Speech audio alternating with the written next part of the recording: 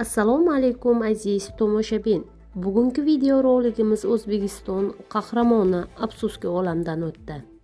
Aziz tomoshabinlar, video roligimizni oxirigacha kuzatib borib, o'z ta'ziyangizni bildirishni xohlasangiz, video rolig ostidagi podpisatsiya belgilarini bosib bizni kuzatib borishda davom etishingiz mumkin bo'ladi.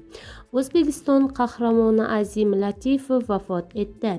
6-iyun kuni Oliy Majlis Senati a'zosi O'zbekiston qahramoni Azim Latifov 74 yoshida vafot etdi. Azim Latifov 1951-yilning 6-iyun Buxoro viloyatining Shofirkon tumanida tavallud topgan. Bugungi ma'lumotlarda esa 2025-yilning 6-iyun kuni omonatini topshirdi. Shofirkon tumanida mehnat faoliyatini 1971-yilda chorvachilik mehnatiga sifatida jamoa xo'jaligida boshlagan.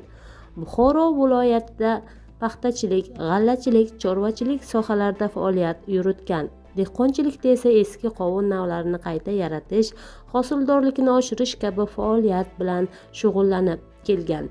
Buxoro jamoa xo'jaligi Azim Latifovning oila a'zolariga chuqur hamdardlik bildirib qolgan.